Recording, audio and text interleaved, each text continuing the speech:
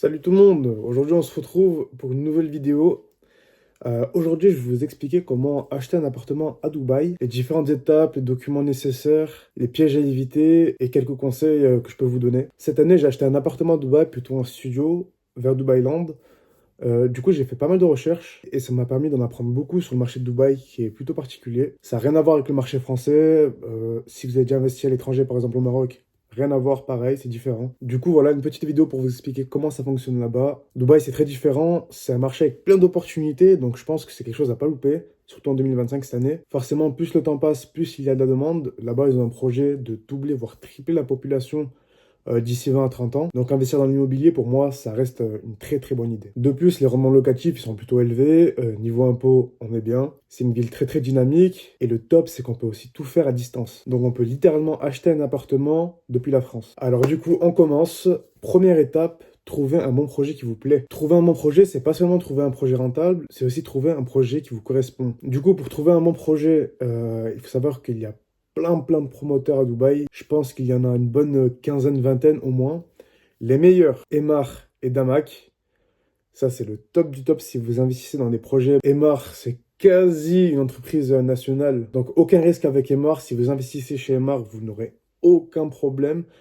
Plus-value quasi assurée, rentabilité quasi assurée. Damac aussi. Damac, c'est un classique à Dubaï. Si vous y allez, vous verrez des grands bâtiments, des grands buildings avec Damac au-dessus, pareil avec Emar, c'est le top. Après, il y en a qu'on peut souligner aussi, comme des Nakhil, etc. D'un projet à un autre, la rentabilité peut être plus ou moins présente. Il y a aussi plein de petits promoteurs qui viennent de commencer. C'est pas ce que je vous conseillerais pour commencer, parce que ça reste quand même risqué. Il faut savoir qu'il y a des promoteurs qui ont des très mauvaises réputations, et juste ça, ça va vous tuer votre rentabilité à la revente. Autant à la location, ça va pas changer grand-chose.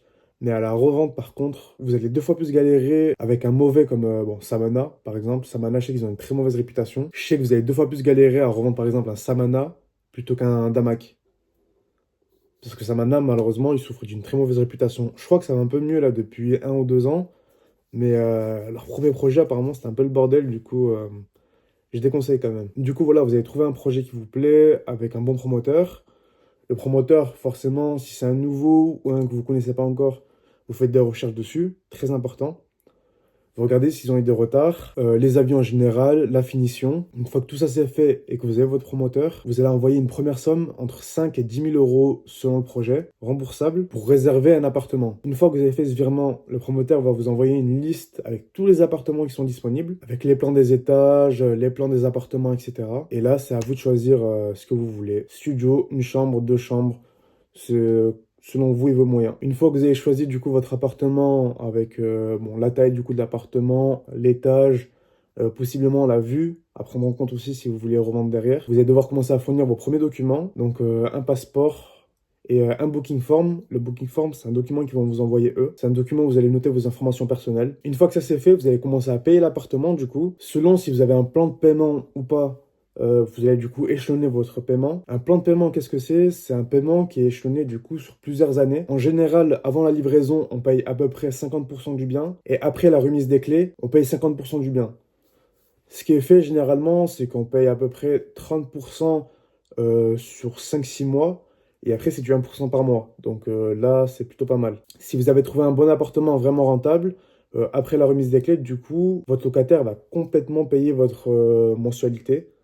Ce qui fait que l'appartement, vous l'avez quasi payé moitié moins cher. Dans le cas où vous payez cash parce que c'est déjà un appartement construit ou que vous vous êtes arrangé comme ça avec le promoteur, du coup, vous faites votre virement, ils vous fournissent le SPA, le Sale and Purchase Agreement. Ce document-là, c'est le document qui atteste que vous êtes propriétaire et dessus, il y a tout qui est détaillé. Le prix total, les conditions de paiement, la superficie, tout est détaillé dans le SPA. Une fois que ça c'est fait, dans le cas où vous payez cash, car c'est déjà un appartement construit, bah, vous avez juste à récupérer les clés et mettre en location. Dans le cas où vous avez un paiement échelonné, par contre, vous avez du coup à payer vos mensualités chaque mois. Pas louper de mensualité, car généralement, il y a des pénalités de retard. Et ensuite, vous avez juste à suivre l'avancée des travaux.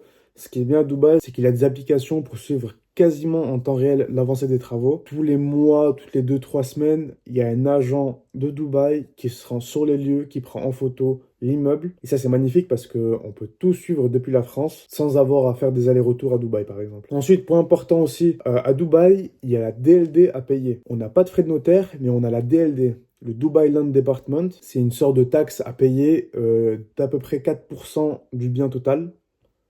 Donc sur un bien à 200 000 euros, vous allez payer 8 000 euros de DLD. C'est un coût qu'il ne faut vraiment pas oublier. Aussi, un coût à ne pas oublier lorsqu'on fait de la location, c'est les sortes de charges de copropriété de votre immeuble. En vrai, c'est beaucoup moins cher qu'en France. Et ça dépend des facilities que vous avez dans votre immeuble. Par exemple, piscine, jacuzzi, salle de sport, etc., sauna. Quand vous avez ça dans votre immeuble, généralement, ils vont vous facturer à peu près 100 à 150 euros par mois pour ces facilities-là. Donc ça va, c'est pas énorme comparé à la rentabilité qu'on a et au prix des loyers. Aussi, en plus du SPA, il y a un titre de propriété qui va vous être remis. Mais ça, normalement, vous n'avez pas à vous occuper de grand-chose. Ça va être envoyé directement chez vous. Autre tips très important pour les virements. Les virements, du coup, personnellement, il faut les faire en AED, donc en dirham émirati. Donc, je dois effectuer un change de l'euro vers l'AED. Là, attention à ne pas vous faire avoir. Ce que je vous conseille, c'est d'avoir un compte Revolut avec une carte. Parce que selon les banques, ils peuvent prendre énormément de frais sur le change et c'est vraiment une somme à pas du tout négliger. Du coup, ce que je vous conseille pour ça, c'est Revolut, une carte bancaire et avec ça, vous aurez à peu près 5 à 10 euros de frais par virement, mais pas plus. Donc voilà, point très important, attention au taux de change. D'autant plus qu'en ce moment, l'euro baisse et l'AED monte. Donc ça fait qu'au final, ton appartement, tu le payes un peu plus cher que ce que tu avais prévu de base. Donc voilà, comme vous l'avez compris, acheter un appartement à Dubaï, c'est vraiment pas compliqué. Ça n'a rien à voir avec la France, avec les autres pays en général. À Dubaï, ils ont vraiment voulu faciliter ça pour les étrangers et ça se voit. Du coup, dernier petit résumé de comment acheter un appartement à Dubaï. Tu trouves un bon projet qui te plaît, qui est bien situé. Tu fais bien attention au promoteur et tu regardes ce qu'il a déjà fait avant. Tu payes le premier dépôt d'à peu près 5 à 10 000 euros. Tu choisis ton appartement. Tu te mets d'accord sur le plan de paiement.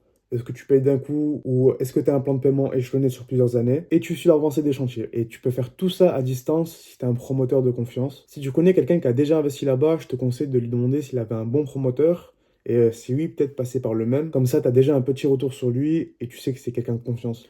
Voilà, c'est tout pour aujourd'hui. J'espère que j'ai été clair. Si vous avez des questions, n'hésitez pas dans les commentaires. Je vous répondrai à tous. Si vous avez aimé la vidéo, n'hésitez pas à liker et vous abonner. Et moi, je vous dis à la prochaine.